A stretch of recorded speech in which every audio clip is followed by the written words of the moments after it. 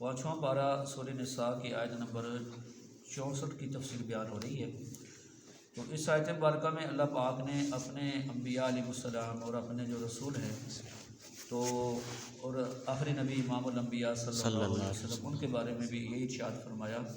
کہ رسول کو دنیا میں بھیجنے کا مقصد یہ ہوتا ہے کہ الا لیطاع باذن اللہ، تاکہ لوگ اللہ کا حکم سمجھ کے ان انبیاء علیہ السلام کی بات مانیں، ان کی اطاعت کریں، ان کی پیروی کریں۔ تو انبیاء علیہ السلام کے بہت سارے حقوق ہوتے ہیں، اور ان حقوق میں سے ایک حق یہ بھی ہے کہ نبی اور پیغمبر صلی اللہ علیہ وسلم ان کی اطاعت کرنا، ان کی بات ماننا۔ اور اس کے علاوہ اور بھی حقوق ہیں کہ جو اللہ کے نبی ہیں تو ان پر ایمان بھی لایا جائے۔ تو اب چونکہ اطاعت جو ہے وہ صرف اور صرف آخری نبی صلی اللہ علیہ وسلم کی ہوگی، تو آپ صلی اللہ علیہ وسلم کے حقوق میں یہ چیز داخل ہے کہ آپ پر ایمان لانا، آپ صلی اللہ علیہ وسلم کی بات ماننا، آپ کے ساتھ محبت اور عقیدت رکھنا، اور آپ صلی اللہ علیہ وسلم کا ادب کرنا، آپ کی تعظیم کرنا، یہ سارے نبی علیہ السلام کے حقوق ہیں جو قرآن پاک کی دوسری آیات میں حدیث مبارکہ کے اندر موجود ہے۔ اب یہاں پر دو حدیثیں میں آپ رات کو سنانا چاہتا ہوں، اور یہ دو حدیثیں ہر مسلمان کو یہ زندگی کے اندر یاد رکھنی چاہیے۔ ایک حدیث مبارکہ تو یہ ہے کہ رسول اللہ صلی اللہ علیہ وسلم نے ارشاد فرمایا لا یؤمن احدکم حتی اکون احب الیہ من والدہ وولدہ والناس اجمعین، کہ تم میں سے کوئی آدمی اس وقت تک مومن مسلمان نہیں ہو سکتا جب تک کہ سب سے زیادہ وہ مجھ سے محبت نہ کرے، اپنے والدین سے، بیوی بچوں سے اور تمام دنیا کے انسانوں سے زیادہ مجھ سے محبت نہ کرے، تو آپ صلی اللہ علیہ وسلم نے فرمایا اس وقت تک وہ مومن نہیں ہو سکتا۔ یہ ایمان لانے یعنی مومن ہونے کے لیے لازم ہے کہ اللہ کے بعد سب سے زیادہ محبت کس کے ساتھ ہو؟ نبی پاک صلی اللہ علیہ وسلم کے ساتھ ہو۔ ایک تو دیکھیں یہاں پر نبی علیہ السلام نے یہ واضح فرما دیا کہ بھی مومن اور بننے کے لیے یہ لازم ہے کہ اللہ کے بعد نبی علیہ السلام کی محبت سب سے زیادہ ہو۔ تو ایک اور جگہ ارشاد فرمایا لا یؤمن احدکم حتی تکون ہواہ تابعا لما جئت بہ، کہ تم میں سے کوئی آدمی اس وقت تک مومن نہیں ہو سکتا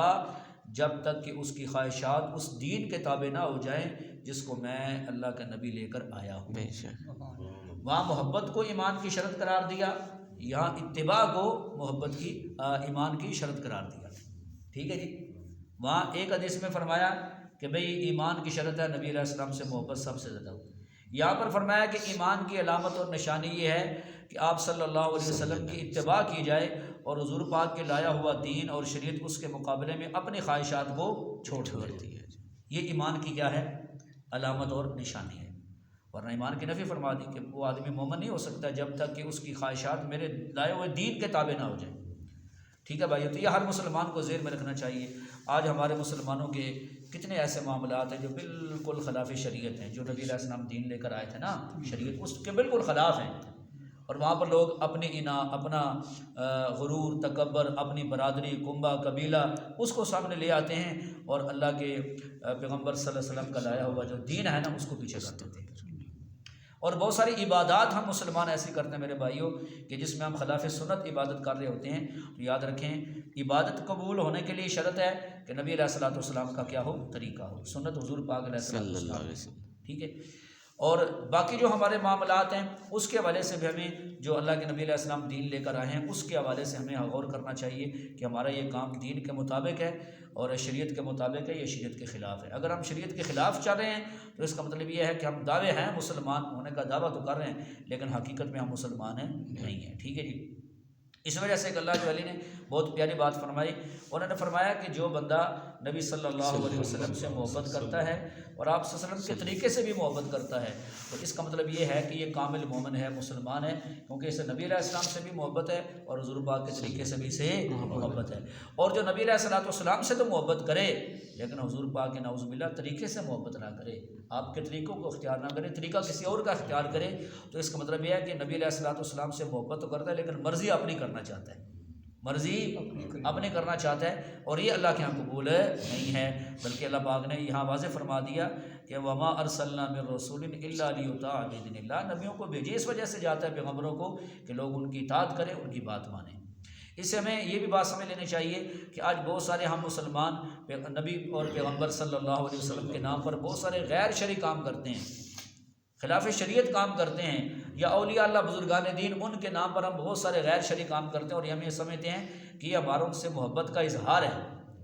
یہ ہم ان سے محبت کا اظہار کر رہے ہیں، اس سے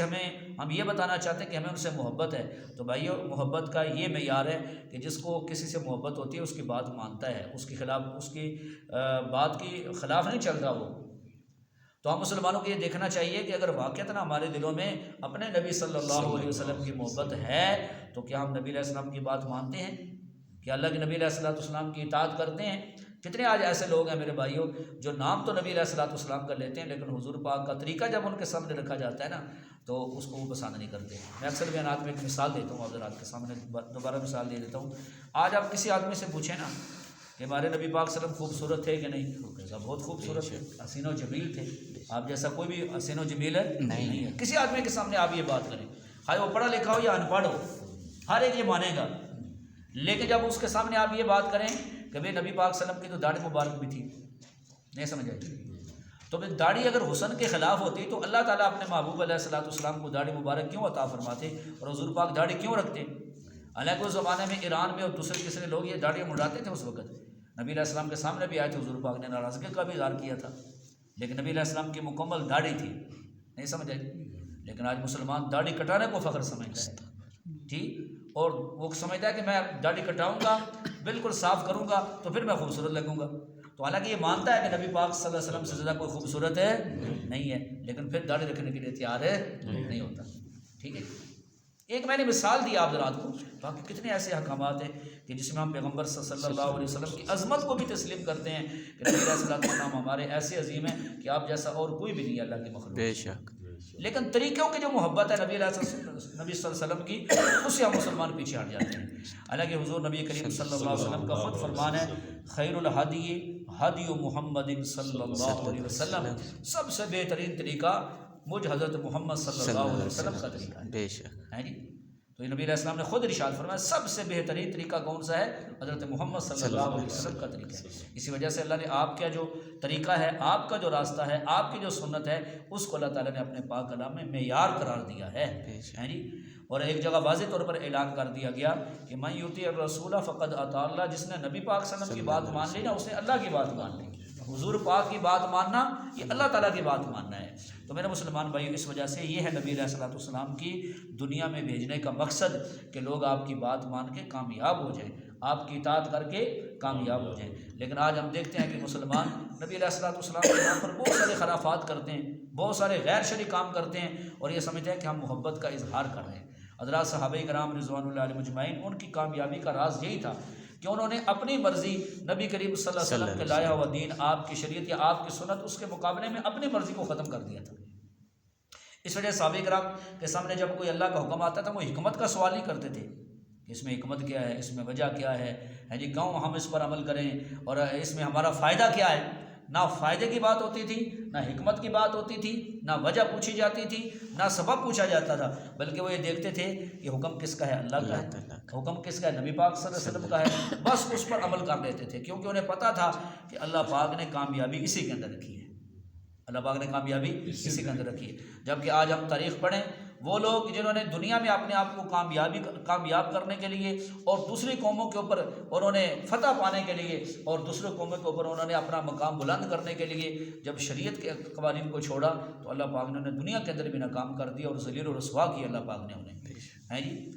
اور اس کے مقابلے میں ایسی لوگوں کی ہم جب تاریخ پڑھتے ہیں کہ جنہوں نے اللہ اور اس کے رسول صلی اللہ علیہ وسلم کے حکم کے مقابلے میں، حضور پاک کی